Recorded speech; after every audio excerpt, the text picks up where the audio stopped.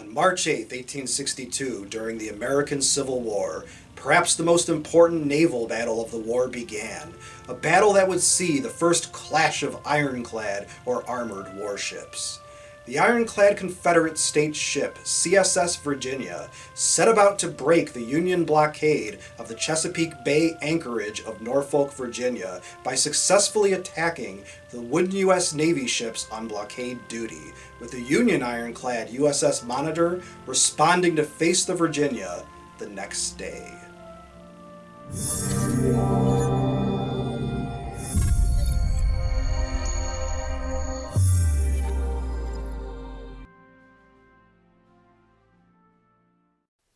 Union's strategy for winning the Civil War centered on a blockade of the South, the Anaconda Plan, put forth by General Winfield Scott. A large and powerful navy would be needed to enforce such a blockade, and the Confederate States would require a powerful navy of their own in order to break the blockade. The enormous numbers of ships, guns, and men required to enforce or to break the blockade would severely tax the resources of either side, so a more effective solution was sought. Emerging technology of steam engines, screw propellers, breech-loading cannons, and iron armor was coming together in naval design to make coastal duty ships much more effective than the wooden, sail, and steam, largely paddle wheel, ships armed with muzzle-loading cannon of conventional design of the day. An arms race to produce effective armored ships, called ironclads for obvious reasons, was on, and in this case the South struck first.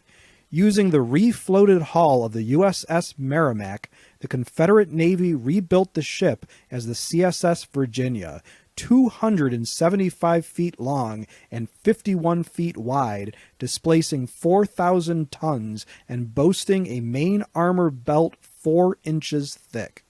The two steam engines produced 1,200 horsepower and could propel the ship and its 325-man crew to a speed of about 6 knots. Armed with 4 rifled cannons and 6 smoothbore cannon, along with 2 howitzers, anti-boarding guns, and a ram on the bow, the Virginia was formidable, but her slow speed and laborious turning radius due to her single propeller caused her to take a mile to make a full turn that took 45 minutes and made her somewhat unwieldy. The main guns of the Virginia were arranged on each side of the ship, meaning only 4 of her guns could be brought to bear at any one time. The largest guns on Virginia were 2 Brooke 7-inch rifled cannons, much smaller than the guns on her future foe, the USS Monitor.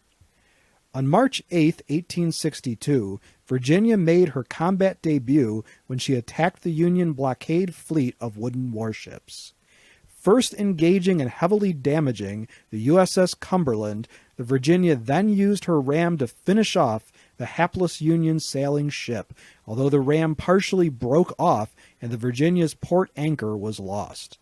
Turning her attention to the USS Congress, the ships exchanged gunfire while the Congress intentionally ran aground to avoid being sunk. Heavily damaged, the Congress attempted to surrender, but exploded and ultimately sank. Next on the target list was the USS Minnesota, which had run aground while trying to escape certain doom. The deep draft of the Virginia prevented closing the distance, and the Minnesota escaped destruction after long-range fire ended with the coming darkness. Virginia would return on March 9, 1862, to finish off the remaining Union vessels. Virginia had not emerged unscathed by the fighting, losing both her cutters, small boats, an anchor, half her ram, and suffering damage to 2 of her side-firing cannons and destruction of both her howitzers, along with other more superficial damage. Meanwhile, the Union was designing and building a coastal ironclad of their own, the John Erickson-designed USS Monitor, a low and sleek-looking ship with a single large revolving turret, a new kind of weapon employment on a warship. Displacing only 1,000 tons, Monitor was much smaller than Virginia, stretching 179 feet long and 41.5 feet wide. Armed with only 2 cannons, the Monitor was not at a disadvantage in the gunnery department, as the revolving turret allowed the twin 11-inch smoothbore breech-loading guns to fire in any direction, regardless of the position of the ship.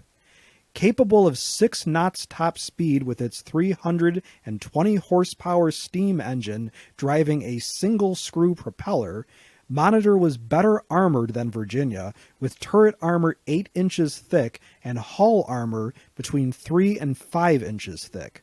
Monitor needed a crew of only 45 men. Monitor was rushed to Hampton Roads to engage the Virginia and preserve the blockade. And on March 9, 1862, the first battle of ironclad warships in naval history would begin.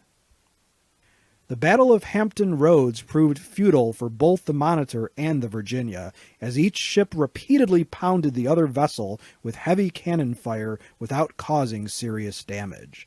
The Monitor proved much more maneuverable, and unlike the Virginia, had a shallower draft and could find refuge in shallow water. After hours of unproductive battle, the Monitor retired from the battle, her captain, Lieutenant John Worden, blinded while peering through a vision slit.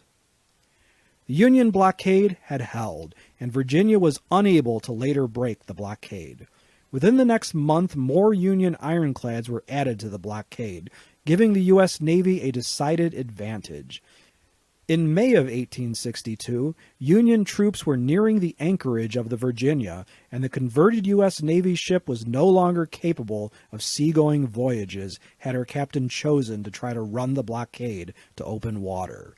Her 22-foot draft prevented her escape up the James River, so the Confederates reluctantly burned and blew up the historic ship. The USS Monitor saw further action, but like the Virginia, was not designed or intended for open-sea voyages. On December 31, 1862, while being towed around Cape Hatteras, North Carolina, Monitor was lost in a storm, her extremely low freeboard unable to cope with the waves. 16 of her crew perished in the sinking. Monitor was found on the sea bottom in 1973, but salvage operations did not begin in earnest until 1995, with major pieces recovered over the next several years, as an intact recovery was deemed impossible.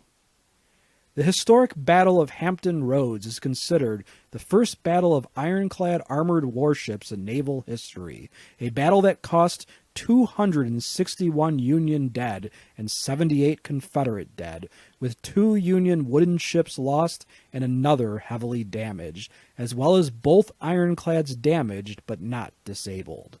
From this point in history onward, naval warships would have to be armored and powered by engines rather than wind and sail to have any chance at success in a naval battle.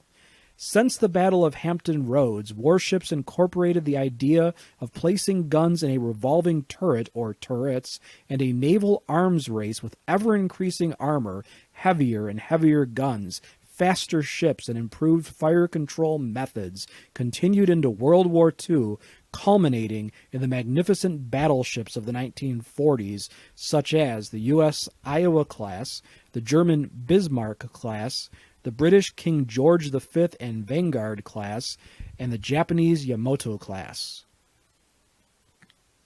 Not until the emergence of the aircraft carrier as the true capital ships of the navies of the world during World War II and later the advent of nuclear weapons did the race to build the most heavily armed and armored ships finally end. An 8-decade period of naval innovation and brute power that started with the USS Monitor and the CSS Virginia at Hampton Roads. Note: the CSS Virginia is often referred to as the Merrimack or even Merrimack, using its name as a U.S. Navy vessel prior to capture and rebuilding as a Confederate Navy ironclad. This irritating misnomer is presumably perpetuated in order to allow for the alliteration of the M's in Monitor and Merrimack. As a question for my students and subscribers, how was naval history made at the Battle of Hampton Roads? please let us know in the comment section below this video. If you like this video and would like to receive notification of new videos, please feel welcome to subscribe to History and Headlines and become one of our patrons. Your viewership is much appreciated.